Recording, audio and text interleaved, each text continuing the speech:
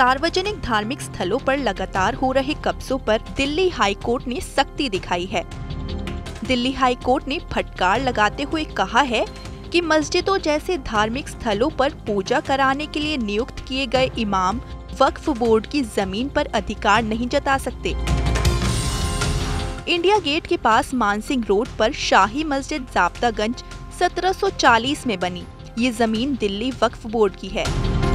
वक्फ board द्वारा नियुक्त किए गए इमाम के परिवार ने मस्जिद के आसपास अतिक्रमण किया और कमरे किचन का निर्माण भी कर लिया।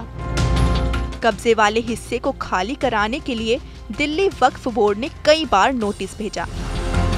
एसडीएम चाणक्यपुरी ने भी 2 बार नोटिस चस्पा किए, लेकिन मस्जिद के हिस्से को आवास में तब्दील करने वाले इमाम के परिवार ने कब्जा खाली नहीं किया।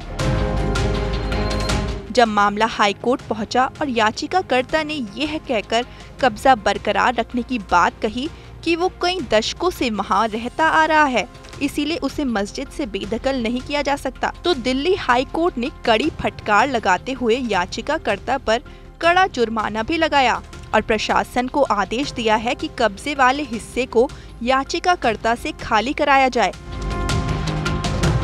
दिल्ली हाई कोर्ट के जस्टिस प्रतिभा एम सिंह ने अवैध कब्जा करने की अवधि व संपत्ति की लोकेशन को देखते हुए याचिकाकर्ता को दिल्ली वक्फ बोर्ड के पक्ष में 8 सप्ताह के अंदर 15 लाख रुपए का भुगतान करने का आदेश दिया है। साथ ही जुर्माना के रूप में अतिरिक्त 2 लाख रुपए वक्फ बोर्ड को 8 सप्ताह में देने का आदेश दिया।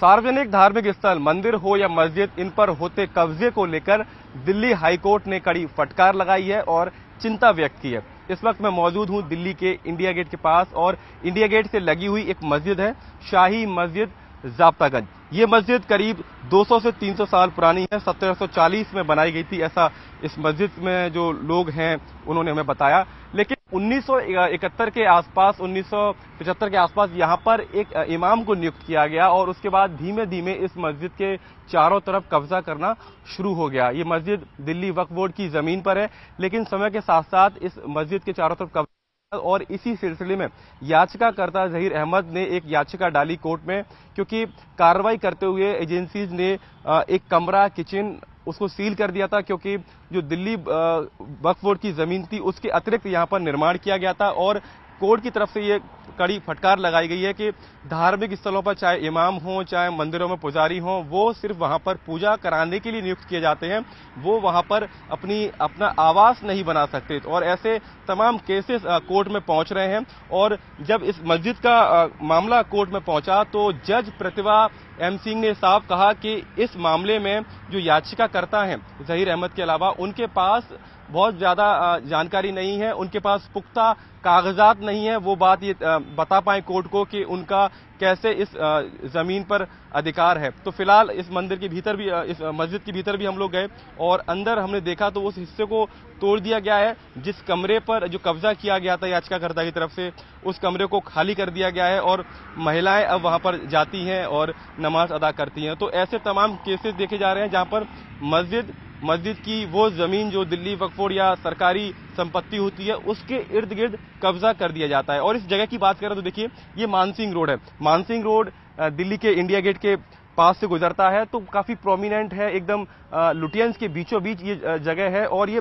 दशकों, सदियों पुरानी मस्जिद बताई जाती है। ऐसे में ऐसी प्रोमिनेंट जगहों पर कब्जा करना अपने आप में कोर्ट ने फटकार लगाई है और फटकार लगाते हुए करीब 15 लाख रुपए पिटिशनर को बोला है, याचिकाकर्ता को बोला है कि वो दिल्ली वक्फ बोर्ड को देंगे। साथ ही 2 लाख रुपए का अतिरिक्त जुर्माना भी लगाया है, क्योंकि वे यहाँ पर अनऑथराइज बनकर यहाँ पर रह रहे थे, उनके पास कोई परमिशन नहीं थी। और ऐसे कई सारे केसेस देखे गए हैं जहाँ पर जो पुजारी या इमाम होते हैं वो जो जमीन होती है, सरकारी संपत्ति होती है, उसके आसपास अतिक्रमण करते हैं, अपना घर बसा लेते हैं। और वैसा ही इस मस्जिद में भी देखा गया कि एक कमरा, किचन यहाँ पर बनाया गया था, फिलहाल उसको वहां से तोड़ दिया गया है। तो सरकारी संपत्ति है। हालांकि एक अच्छी बात यह है कि इस मस्जिद के बाहर एक बोर्ड लगा हुआ है जहां पर हर धर्म, हर जाति के लोग इस मस्जिद में जा सकते हैं, लेकिन अतिक्रमण किया गया। फिलहाल कोर्ट की तरफ से 4 हफ्ते का समय दिया गया है और एसडीएम चाणक्यपुरी को कार्रवाई करनी है। तो फिलहाल कुछ कार्रवाई इसके अंदर की भी गई है। जो मस्जिद के अंदर जो लोग हैं उन्होंने बताया कि जो कब्जे वाला हिस्सा है उसको मस्जिद की तरफ से खुद ही तोड़ दिया गया है।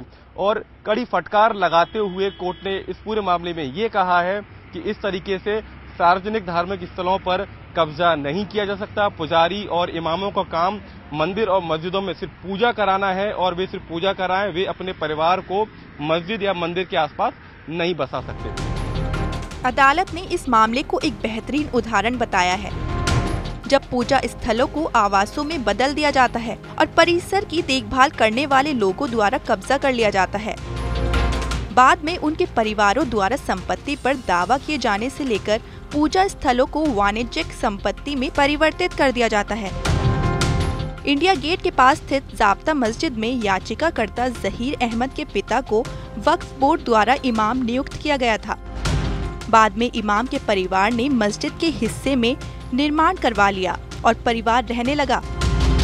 इससे पहले दिल्ली हाई कोर्ट ने टिप्पणी करते हुए कहा था कि विकास कार्य परियोजनाओं और खास तौर पर फुटपाथ के ऊपर धार्मिक स्थलों के नाम पर कब्जा नहीं किया जा सकता। कार्रवाई का आदेश देते हुए दिल्ली के ITO इलाके में एक मंदिर और मस्जिद को भी ध्वस्त किया गया।